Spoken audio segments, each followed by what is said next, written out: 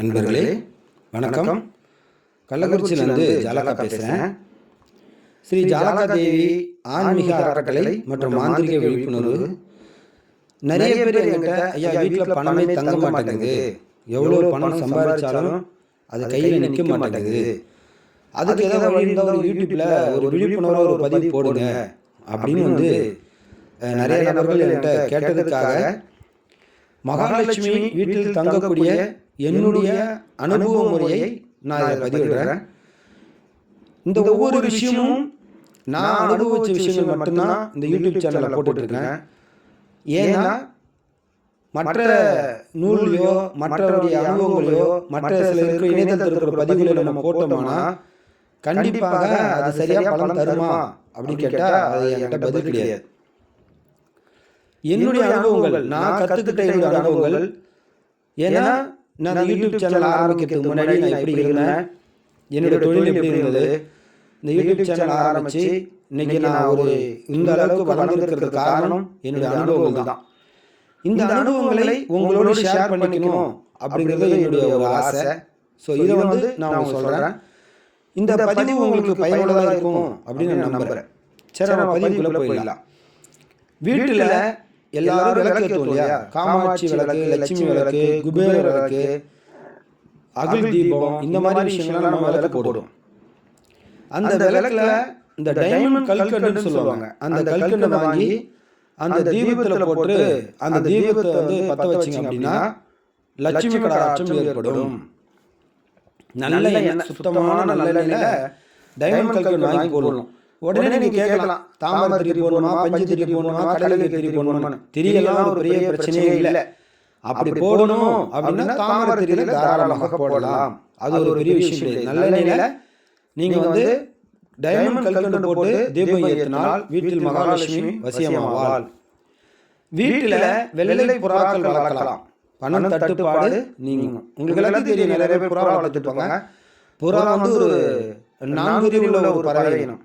நல்ல ஒரு radio power, நல்ல ஒரு அதில் இருக்கக்கூடிய அந்த புறாவில் இருக்கக்கூடிய அந்த ஓசை கத்துல அது இறைவனுக்கு ரொம்ப பிடிக்கும். அதனால அந்த இடத்துல லட்சுமி தேவி வாசம் செய்யறாள் அப்படின்னு சொல்லி இது சொல்லப்படுது. அதே மாதிரி வீட்டில் நம்ம சாப்பிட்றோம் இல்லையா, தினசரி நம்ம சாப்பிட்றோம். இந்த சாப்பாட்டில் யார் யார் வீட்டில் யார் யார் ஊறுகாய் வச்சிருக்காங்களோ, யார் யாரெல்லாம் ஊறுகாயை சாப்பிட்றாங்களோ அந்த வீட்டில் சாப்பிட்றவருக்கு மகாலட்சுமி அம்சம் கண்டிப்பாக கிடைக்கும். இது 100% உண்மை. அதனால ஊறுகாய் மட்டும் சாப்பிடலாமா அப்படின்னு உங்களுக்கு ஒரு கேள்வி வரும். வெறும் ஊறுகாய் மட்டும் சாப்பிட்டா நம்ம ஊற விட்டு வடக்கு செய்ய சுடுகாடுலாம் படுக்கணும், அந்த மாதிரிலாம் கிடையாது. ஊறுகாய் குபேரனுடைய அம்சம், சரியா? அதனால குபேரத்துக்கு ரொம்ப பிடிச்ச பொருள் குபேரன் ஊறுகாய். அப்ப அவர் ஊறுகாய் பிரியர். யாரு? குபேரன். குபேரன் இல்லாத செல்வ செழிப்பே கிடையாது, சரியா? சரி, அடுத்து நம்ம வீட்டுக்கு வரும் சுமங்கலி பெண்கள், நம்ம வீட்டுக்கு யாராவது ஒரு சுமங்கலி பெண் வந்தாங்க அப்படின்னா அவங்க உட்கார வச்சு அவங்க குடிக்க தண்ணி நம்ம தரணும். தண்ணி தரலாம், அதை அவங்க மஞ்சள் குங்குமம் வச்சு விடலாம். இந்த ஒரு சில பேர் வீட்டுக்கு வந்தோடனே டக்குனு ஒரு நெத்தியில மஞ்சள் வச்சுருவாங்க, குங்குமம் வச்சுருவாங்க. பார்த்தீங்கன்னா வலையில் நம்ம போட்டு போமான்னு கொடுப்பாங்க. இந்த மாதிரி சில விஷயங்கள் பண்ணுவாங்க. வந்தவங்க ஒரு மரியாதை நிமித்தமாக நடந்துக்கணும். இப்படிலாம் பண்றதுனால குங்குமம் மஞ்சள் குங்குமம் என்ன செய்யும்? அம்பாளுடைய அம்சம் இல்லையா? அப்ப அது அவங்களுக்கு கொடுக்கும்போது, ஒரு சுமங்கலி கொடுக்கும்போது நம்ம கிட்ட இருக்கிற ஜென்மாந்திர தரித்திரமே நீங்கும், சரியா? பணவரவு ஏற்படும் அப்படிங்கிறது விதி. அமாவாசை அன்னைக்கு வீட்டில் கோலம் போடக்கூடாது, தலைக்கு எண்ணெய் தடவக்கூடாது, காலை பொழுதுல பூஜை செய்யக்கூடாது. ஏன்னா அமாவாசை அன்னைக்கு இறந்தவங்க நம்முடைய வீட்டுக்கு வருவாங்கிறது விதி, சரியா? அப்ப இந்த வீட்டுக்கு வரக்கூடிய கோலம் போட்டுருந்தா மகாலட்சுமி அம்சம் வந்துடும். அப்ப மகாலட்சுமி அம்சம் வந்தா முன்னோருடைய ஆசீர்வாதம், பிதர்களுடைய ஆசீர்வாதம் நமக்கு கிடைக்காத போய்விடும். அன்னைக்கு ஒரு தினம் தான் வருவாங்க. அதனால நம்ம என்ன செய்யணும்னா, அமாவாசைக்கு நம்ம என்ன பண்ணணும், வெளியே வாசல்ல கோலம் போடக்கூடாது. நீங்க எப்பயுமே வாசல் பெருகலாம் போலாம், இதெல்லாம் செய்யலாம். அதே மாதிரி தலையில என்ன தடவி அவங்களுக்கு தோஷத்தை ஏற்படுத்தக்கூடாது, காலையில் பூஜை பண்ணக்கூடாது. அவங்க பிதிர்கடமைகளை நம்ம முடிச்சிடணும் இல்லையா? அவங்க பிதிர்களை மட்டும் வழிபடணும். பிதிர்களுக்கு செய்ய வேண்டிய சிராத்தம், அவங்க செய்ய வேண்டிய பூஜை முறை நம்ம சரியாக செஞ்சிடணும். அதை நீங்க செஞ்சுட்டீங்கன்னா போதும். அதே மாதிரி வீட்டில் விளக்கு ஏற்றி வைக்கிறோம் இல்லையா? விளக்கு ஏற்றியவுடன் பால், தயிர், தண்ணி, உப்பு, ஊசி, நூல். இது பார்த்தீங்கன்னா வீட்டுக்கு வெளியே போடக்கூடாது. யாரு கேட்டாலும் கொடுக்கக்கூடாது. மெயினான விஷயம் என்ன, கொடுக்கக்கூடாது. வீட்டில் விளக்கு சார்ந்த நேரத்தில் 6 மணிக்கு மேலே பால் தரக்கூடாது, தயிர் தரக்கூடாது, குடிக்கிற தண்ணி தரக்கூடாது, உப்பு தரக்கூடாது, ஊசி தரக்கூடாது, நூல் தரக்கூடாது. சரியா? இது முற்றிலும் தவிர்க்கணும். ஒருவேளை வசம்புலாம் கொடுக்க கூடாது. அது மெயினான பிரச்சனை. அந்த புள்ள விளக்குன்னு சொல்லுவாங்க பாருங்க. அந்த குழந்தைங்களுக்கு எல்லாம் பாத்தீங்கன்னா அந்த இதெல்லாம் அழைச்சி குழந்தைங்க கொடுப்பாங்க, தாய்ப்பால் அழைச்சி கொடுப்பாங்க புள்ள விளக்கி அப்படின்னு சொல்லி. வசம்பு அதெல்லாம் தரக்கூடாது. அதை கொடுத்தீங்க அப்படின்னா மகாலட்சுமி நம்ம வீட்டை விட்டு பறந்து வெளியே போய்விடும். பொதுவாக இறைபக்தியில் இருப்பவரிடம் ஆசி பெற்று புண்ணிய காலம் கூடும், பணவரவு அதிகரிக்கும். பொதுவாக ஒரு குருநாதர் பார்க்கிறோம், ஒரு ஆன்மீகத்தை பார்க்கிறோம், அவர்கிட்ட ஒரு ஆசீர்வாதத்தை வாங்கிக்கணும். அந்த ஆசீர்வாதம் என்ன செய்யும் அப்படின்னா, பொதுவாகவே ஒரு ஆலயத்துக்கு போற ஒரு மடாதிபதி, சிவாச்சாரியர், மடாசாமி எல்லாம் பார்க்கிறோம், ஐயா அப்படின்ற ஒரு ஒரு ஆசீர்வாதம் பண்ணாங்கன்னா அந்த நேரத்துல அவங்க ஆசீர்வாதம் பண்ணக்கூடிய நேரத்துல அப்ப நம்ம கிட்ட தரித்திரங்கள் இருந்தால் அவங்களுடைய அந்த வைப்ரேட் அவங்க கிட்ட இருக்க சக்தியினால அந்த தரித்திரங்கள் நகர்ந்து விடும். அதனால நமக்கு பணவரவு அதிகரிக்கும்.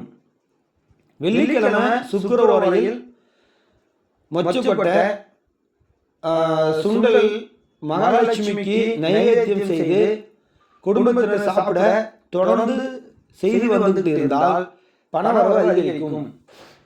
சரியா? மகாலட்சுமி சுக்கிரன் தெரியும். நவதானியங்கள்ல பார்த்தீங்கன்னா சுக்கிரன் மொச்சை, புரியுங்களா? மொச்சை சுண்டல் இருக்கும், வெள்ளை கலராக இருக்கும். அதை வாங்கி நீங்க நைவேத்தியமாக சுக்கிரவாரியில் வச்சு படைக்கணும். அம்பாளுக்கு படைச்சி அதை நீங்க உங்க குடும்பத்தில் இருக்கிறவங்க சாப்பிட்டுக்கலாம். ரொம்ப புண்ணியமானது. அது இல்லாம அந்த நேரத்தில் சுக்கிரவாரியில் மொச்சை சாப்பிடுறது நவ கிரகங்கள்ல நமக்கு ஒரு பெரிய ஆசீர்வாதமாக கூட இருக்கு. சரியா? அதை செய்து வந்தாலும் பணவரவு அதிகரிக்கும். அதே மாதிரி அபிஜித் நட்சத்திரத்துல 12 மணிக்கு மேல அரவாணி இருக்காங்க இல்லையா, இந்த திருநங்கை இருக்காங்க இல்லையா, அவங்களுக்கு ஒருவேளை நம்ம கையால சாப்பாடு, நம்ம கையால பணம் இதை கொடுத்துட்டு அவங்க கையில் இருக்கக்கூடிய பணத்தை நம்ம வாங்கினோமானால் நமக்கு பணவரவு அதிகரிக்கும். அதுக்காக இப்ப நிறைய பேர் திருமணி மாதிரி திருநங்கை மேலாம் அரவாணிக்காங்க, அவங்களுக்கு நீங்க கொடுத்து ஏமாந்துட்டீங்கன்னா ஜாலக பொறுப்பு கிடையாது. சரியா? ஒரு ஒரு விழிப்புணர்வு, இதெல்லாம் பண்ணா அப்படி இருக்கும் அப்படிங்கிற ஒரு விழிப்புணர்வு தான். சரியா? பசுவின் கோமியத்தில் தினமும் சிறிதளவு குளிக்கும் தண்ணீரில் கலந்து குளிக்க, வீட்டில் தெளிக்க, இப்படி ஒரு 45 நாள் நீங்க செஞ்சுட்டு வந்தீங்கன்னா உங்ககிட்ட இருக்க தரித்திரம் நீங்கிவிடும். தரித்திரம் போச்சுனாலே மகாலட்சுமி உடனே உட்காந்துவா. பசுனுடைய கோமியம் என்ன செய்யும்? ஆன்டிபயோட்டிக்கு, எதிர்ப்பு சத்து, அது இல்லாம ஆன்மீகத்துல அந்த மூதேவியை அந்த கோமியத்துக்கு மட்டும்தான் போகும், வேற எதுக்குமே போகாது. நீங்க அதை தாராளமாக பயன்படுத்திக்கலாம். பொதுவாகவே நீங்க ஒரு வீட்டுல ஒரு கோமியம் இருக்குதுன்னா வாங்கி நீங்க ஒரு பாட்டிலையோ அல்ல ஒரு பாத்திரத்திலையோ வச்சுட்டு ஒரு மாங்காயில போட்டு சும்மா வெளியில வரப்ப எடுத்து அப்படியே நெத்தில தலையில போய் கொஞ்சம் தெளிச்சுட்டு போனீங்கன்னா அது ரொம்ப சிறப்பு. இதை விட சிறப்பு. சரியா? அடுத்ததா பாத்தீங்கன்னா முழு பாசி பருப்பு வெல்லம் கலந்த நீர்ல ஊற வச்சு அதனை மறுநாள் பறவைக்கு, பசுவுக்கு தானமாக கொடுத்து வந்தால் பணவரவு ஏற்படும். தெரியுதா? பாசிப்பருப்பு இருக்கு தெரியுமா? முழு பாசிப்பருப்பு அது வெல்லம் கலந்து நீர்ல வச்சிடும். அது ஊற வச்சிட்டீங்கன்னா பாசிப்பருப்பு அதை என்ன செய்யணும், அதனுடைய இனிப்பெல்லாம் அதுல ஏறிடும். ஏறணுடைய அதனால நீங்க பறவை வச்சீங்கன்னா பொதுவாகவே என்ன செய்யும், பாசிப்பருப்பு நம்ம கர்மாவை தீர்க்கக்கூடிய ஒரு தானம். சரிங்களா? அப்ப அதை கொடுக்கும்போது கண்டிப்பா நம்மளுடைய கர்மா நீங்கும். சரிங்களா? பறவைக்கு நீங்க கொடுக்கக்கூடிய ஒவ்வொரு பொருளும் நமக்கு பயனுள்ளதாக இருக்கும். சரியா? இப்ப இந்த மகாலட்சுமி நம்மகிட்ட வசியமாக இருக்கிறதுக்கு நிறைய இருக்கு. இதுல நான் கொஞ்சம் கொஞ்சமா உங்களுக்கு நான் பார்த்தா போடுறேன். சரியா? சரி, அடுத்தது பாத்தீங்கன்னா வெள்ளிக்கிழமை பெருமாள் கோயில்ல தாயார்னு சொல்லி ஒரு அபிஷேகம், ஒரு சிலர் இருக்கும். பெருமாள் பக்கத்துல தாயார், அம்பாள் தாயார் இருக்கும். தாயாருக்கு அபிஷேகம் பசும்பால் வாங்கி தரவும் பணவரவு ஏற்படும். இல்ல பச்சை வலையில் அந்த சாமிக்கு வாங்கி கொடுத்தாலும் பணவரவு ஏற்படும். அம்பாள் இருக்குன்னா பெருமாள் இருக்கிறனால பக்கத்தில் அம்பாள் இருக்கும். சரியா? அது பார்த்தீங்கன்னா உங்களுக்கு தெரியும், பெருமாள் கோயில் இருக்கும். நீங்கள் அவங்களுக்கு பசும்பால் இல்லை பச்சை கலரில் வளையல் இது போல் வந்து நீங்கள் வாங்கி கொடுத்தீங்கன்னா பணவரவு ஏற்படும். அதே மாதிரி முக்கியமான விஷயமா பார்த்தீங்கன்னா, பெண்கள் இடது கையில் வெள்ளி மோதிரம் அணிய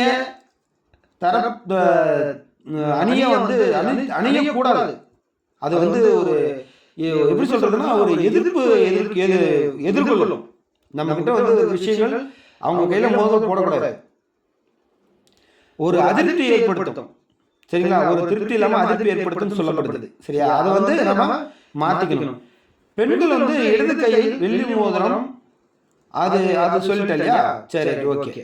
அடுத்ததாக பார்த்தீங்கன்னா, பசும்பால் சுக்கிர ஓரையில வில்லு மரத்துக்கு ஊத்தலாம். பசும்பாலை சுக்கிர ஓரையில் வில்லு மரம், சிவகோயில இருக்கும் வில்லு மரம். இப்படி 24 நாள் 6, 12, 12, 24 நாள் அரை மண்டலம் நீங்க வெள்ளிக்கிழமை செய்து வர கட்டாயம் பணவரவு ஏற்படும். சரியா? பாசிப்பருப்பை ஒரு பச்சை பையில மூட்டையாக கட்டி தலைக்கடியில வைத்து உறங்கி அடுத்த நாள் அதனை ஒரு பிளாஸ்டிக் பையில போட்டு கொட்டி மூடி ஓடும் தண்ணீரில் விடவோ அதை எடுத்து கரைக்குவோம். இது செய்தாலும் உங்களுடைய தரித்திரம் நீங்கி பண பிரச்சனை தீரும், பணவரவு ஏற்படும். சரியா? அதே மாதிரி தினசரி குளிக்கும் முன் பசுந்தயிரை உடலில் முழுவதும் தடவி சிறிது நேரம் சென்று குளிக்க தரித்திரம் விலகும். சரிங்களா? அதை நீங்க செய்யலாம். உண்மையிலே தயிர் ஒரு பெரிய புண்ணியம். அது ஆன்மீகத்தில் நிறைய பேருக்கு தெரிய வாய்ப்பு இல்லைன்னு நினைக்கிறேன், சொல்றேன். அதே மாதிரி குளிச்சுட்டோம் அப்படின்னா எடுத்து என்ன செய்யக்கூடாது, முகத்தை துடைக்க கூடாது. முதல்ல வந்து முதுகை தான் துடைக்கணும். ஏன்னா ஸ்ரீதேவிக்கும் மூதேவிக்கும் போட்டி வந்து அது யார் முதல் குளிச்சுட்டு எங்க முதல்ல தடவணும் அங்க போய் உட்காந்து மூதேவி சொல்லிடும். அப்ப நாம வந்து முகத்தை தொடச்சு என்ன செய்யும், முகத்துல வந்து உட்காந்துக்கும், முதுகுலாம் இது பண்ணணும். அதே மாதிரி தமிழ் மாதத்துல முதல் திங்கட்கிழமை என தொடர்ந்து 12 திங்கட்கிழமை திருப்பதி ஏழுமலையானை தரிசிக்கவும் நீங்கள் உறுதியாக கோடீஸ்வரர் ஆகலாம். இது வந்து எல்லாத்துக்கும் இந்த பாக்கியம் கிடைக்காது. பூர்வத்துல புண்ணியம் இருக்கும். புண்ணியம் இருந்துட்டால் அவன் லட்சாதிபதி ஆகலாம். சரியா? இதை வந்து பண்றது ரொம்ப கஷ்டம். ஆனா நீங்க பண்ணணும். தொடர்ந்து மாசத்துல வர முதல் திங்கட்கிழமை இப்படி 12 மாசம் தமிழ் மாசத்துல வரும், நீங்க பண்ணலாம்.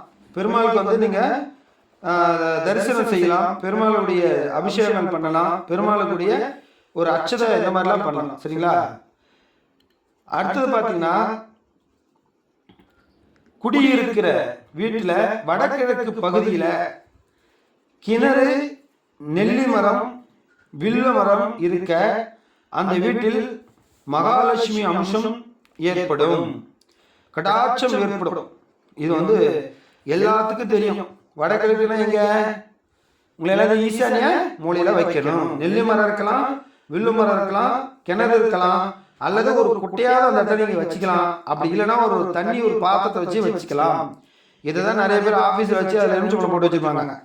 சரிங்களா? அதே பேர் தினமும் காலையில வெங்கடேச சுப்பிரபாதம், விஷ்ணு சகஸ்ரநாமம் ஒலிக்கிற இடத்தில் மகாலட்சுமி நித்தமாக வாசம் செய்வாள். இப்ப இது வந்து ஒரு குறிப்பிட்ட ஒரு பார்ட்டா நான் போட்டிருக்கேன்.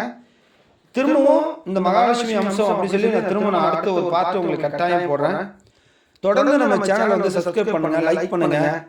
உங்களுடைய சந்தேகங்கள் என்னுடைய நம்பர் கீழே தரேன், வாட்ஸ்அப் பண்ணுங்க, கால் பண்ணுங்க.